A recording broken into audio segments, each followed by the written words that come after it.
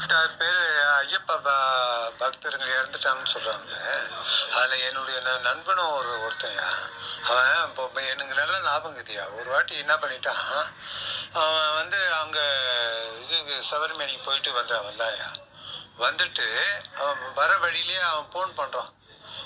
நீ வந்து நல்லா காட்டா கருவாட்டு குழம்பும் சிக்கனும் மட்டனும் சேர்ந்து வை அப்படின்னு சொல்லிட்டு சேர்ந்து வச்சுட்டு அப்படி அதுக்கு அவங்க மனைவி நான் சொல்கிறாங்க, சரிங்க ஐயா, நான் சேர்ந்து வச்சுட்டு எங்கள் அம்மா வீட்டுக்கு நான் அவசரமாக போகணும், போயிடுறேன், நைட்டு போகணும், அதனால் நான் பகல்லே உங்களுக்கு எல்லாத்தையும் சேர்ந்து வச்சுட்டு நைட்டு நான் இதுக்கு அங்கே ஒரு நிகழ்ச்சி அதுக்கு நான் போகணும் கண்டிப்பாக அப்படின்னா, அப்போ சாப்பாடு சிக்கன் மட்டனு கருவாடு எதுவும் சேர்ந்து வைக்காத, நீ போயிட்டு அதுனா போயிட்டு வா, நீ இருக்கிறதா இருந்தால் இதெல்லாம் சேர்ந்து வை அப்படின்றாரு.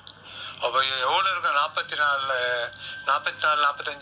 நாட்கள் நோம்பு இருந்து அதுக்கு கறி மீன் எதுவும் சாப்பிடாம கொள்ளாமல் விரதம் இருந்து அவ்வளோ கடைப்பிடிச்சி ஆள் இது இறந்துட்டானா எவ்வளோ மனவேதனை இருக்குது, எவ்வளோ ஆவலாக வந்திருப்பான்.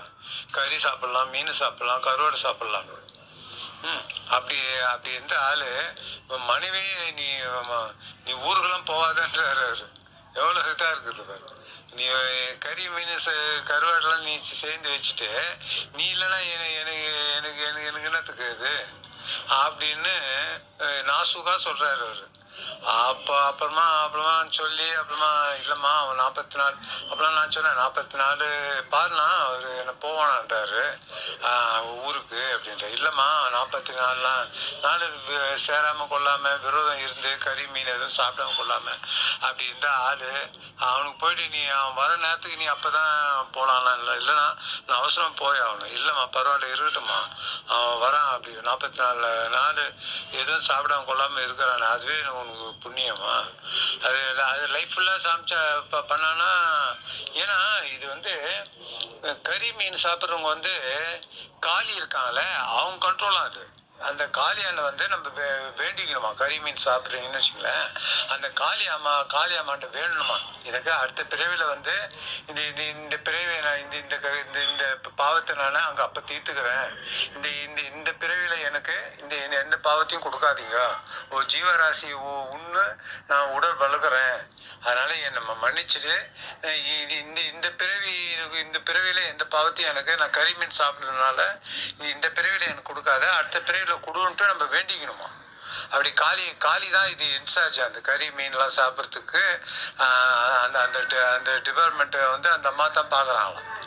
அதனால் காளியை நீங்கள் கறி மீன் சாப்பிட்றவங்க அதை சாப்பிட்றவங்க. ரெண்டாவது கறி மீன் சாப்பிட்றவங்கள எந்த ஜீவராசியும் விடாது, உங்களை பழி தீர்த்து ஆகணும். அதேமாரி என்னுடைய மனைவிக்கு அவங்க கறி மீன்லாம் சாப்பிடுவாங்க. அவங்களே ஒரு மாடு குத்தி எடுத்தது ஆனால் ஒரு ரத்தம் வரல. ஆனால் எனக்கு வந்து ஒரு 5 நாள் ஐயா வள்ளலார் வந்து எனக்கு வந்து காய்ச்சி கொடுத்தாரு. நான் 5 நாள் சோறு தண்ணி எதுவும் சாப்பிடல, வெறும் கசலாங்கண்ணி மட்டுமே சாப்பிட்டேன், உணவாக உட்கொண்டேன். அதனால் அந்த புண்ணியமாக என்னன்னு தெரியல, ஒரு காயம் இல்லைங்க, ஆனால் வீக்கம் இருந்தது மாறல, ஆனால் ஒரு ரத்தம் கூட வரலங்க அவங்க.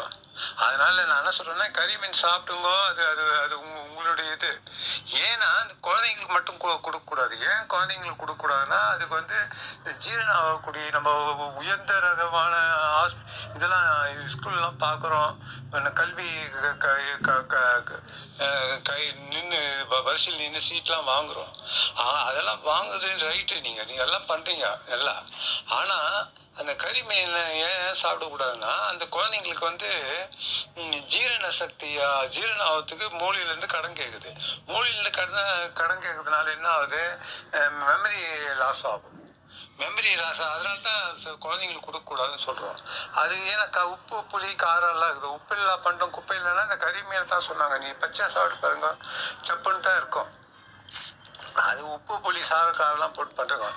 இப்போ மாமியார் வீட்டுலாம் என்ன போடுறாங்க, கல்யாணம் ஆனவங்களுக்கு இதெல்லாம் போடுறாங்க. இதை வந்து நீங்கள் படிக்கிற பிள்ளைங்களுக்கு கொடுக்கலாமா? அவங்க 25 வயசு ஒரு 30 வயசானா அவங்க சாப்பிட்டுக்கிறாங்க, போடுறாங்க. இப்போ நீங்கள் கொடுத்தீங்கன்னா அந்த எண்ணங்கள் தான் அப்படியே அப்படியே ஜூஸ் மாரி இறங்கும். ஆடு மாரியும் மாடு மாரியும் அதுக்கு அவங்களுக்கு வந்து அந்த ஒரு மூடு இருக்காது. படிக்கணும், வேற எதனா பண்ணணும் அப்படின்ட்டு ஒரு இது இருக்காது. அதனால தான் குழந்தைங்களுக்கு கறி மீன் கொடுக்காது குறிப்பாக சொல்கிறோம். நீங்கள் ஒரு சிக்கனு 1 கிலோ சிக்கன் சாப்பிட்டு பாருங்கள், 1 கிலோ மட்டன் சாப்பிட்டு பாருங்கள். உங்களால் ஒரு நைட் தூங்க முடியுதா? மனைவியெல்லாம் சரி, பெண் துணை இல்லாமல் தூங்க முடியுமா பாருங்கள். இது சேலஞ்சு. அதனால் இது இது அதனால நீங்கள் வந்து குழந்தைங்களுக்கு கொடுக்காதீங்க. அதுதான் எனக்கு எவ்வளோ வருத்தமாகுது. என் நண்பன் போயிட்டான்னு அவன் ஆசையாக சொல்லுவாங்க, ஓடிடுவான் அவன். நான் அவன் பக்கத்தில் நின்று கேட்டுக்கிறேன். அவன் மனைவி சமரசம் பண்ணி அவங்க ஊருக்கு போகாமையே நீ இருங்கோ, இந்த ஒரு இந்த ஒரு நைட் மட்டும் இருங்கோ, அப்புறமா நீங்கள் காலையில் வெடிகாலம் நீ போயிடுங்களேன் அப்படின்ட்டு நான் சொல்லி அவனை வெயிட் பண்ணி நிற்க வச்சேன். அதெல்லாம் கறி மீன்லாம் சாப்பிட்டான், நல்லா இது கருவாடை இதெல்லாம் சாப்பிட்டான், ஜாலியாக இருந்தான். ஆனால் இப்போ நினச்சி பார்த்தாலே அவன் இல்லை.